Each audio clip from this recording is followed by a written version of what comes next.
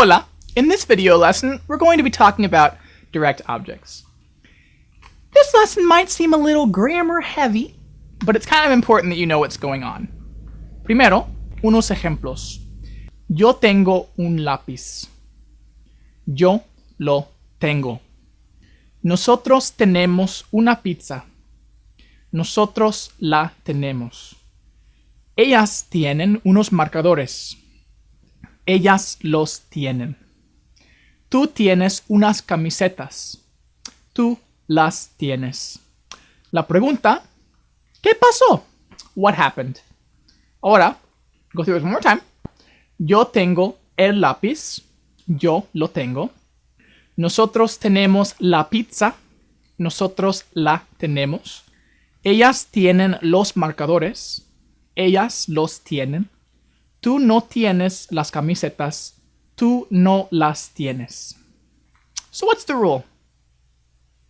Well, if you figured it out already, muy bien. If you're still a little bit confused, let's take a look at the parts of the sentence in English. Let's first take the sentence, I have the pencil, and break it down into the different parts of a sentence. So first, we have the subject, I, then the verb, have, and after the verb, that thing that we verb in the sentence is the direct object. In English, though, we tend to speak kind of lazily, or lazy. Let's say that you were to ask me the question, do you have the pencil? I could respond, yes, I have the pencil. But why would I do that? You know what I'm talking about.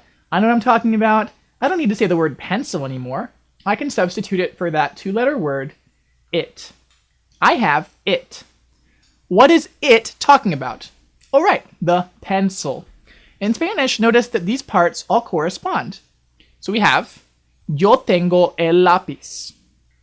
Yo would be the subject, tengo would be the verb, and el lápiz would be our direct object. But when I want to say it in Spanish, two things. First, remember that nouns in Spanish have gender, meaning that even the word it in Spanish has to have gender.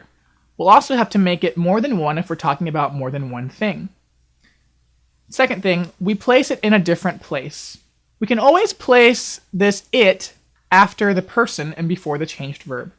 So to summarize the rules and show you how it works, if our it is referring to an el or un, it will be lo. If it's referring to la or una, la. If it's referring to los or unos, los. If it's referring to las or unas, las. When we place that after the person and before the changed or conjugated verb. Also notice that we'll place it after the no if the sentence is negative. These mean the same thing as the longer versions, but we're just substituting it to make the sentence shorter. Okay, so again, we'll look at those examples. Yo tengo el lápiz. Yo lo tengo. Nosotros tenemos la pizza. Nosotros la tenemos. Ellas tienen los marcadores. Ellas los tienen. Tú no tienes las camisetas. Tú no las tienes. Okay, so how about I show you some objects and you make them into the direct object, the it or them. If you've forgotten what the word is, feel free to look in the word bank. El bolígrafo will become lo. La camisa would become la. La mochila would become la. Los pantalones would become los. Las manzanas would become las. Los plátanos would become los. Los refrescos would become los. El cine, lo. La playa, la. El vestido, lo. Las papas, las. El teléfono, lo. Hopefully that was easy enough. Now let's simplify the sentences in Spanish to practice this rule of direct objects. So I'll give you the full sentence, and I want you to shorten it to the it form. Also make sure when you substitute this word with it, you will not need to say the word anymore because it's been substituted. I wouldn't say, I have it, the pencil. And in Spanish, I wouldn't say, yo lo tengo el lápiz. Either one or the other, not both. So, por ejemplo, yo necesito un cuaderno. Okay, so remember, we're going to take the un cuaderno, our direct object, figure out if it's lo, la, los, or las.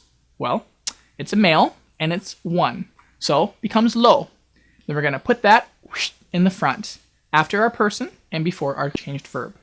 So we have, yo lo necesito. You try the rest. Nosotros comemos las verduras. Nosotros las comemos. Los estudiantes estudian el español. Los estudiantes lo estudian. Ellos beben el café. Ellos lo beben. ¿Tú tienes una carpeta? ¿Tú la tienes? Carolina lleva un vestido. Carolina lo lleva.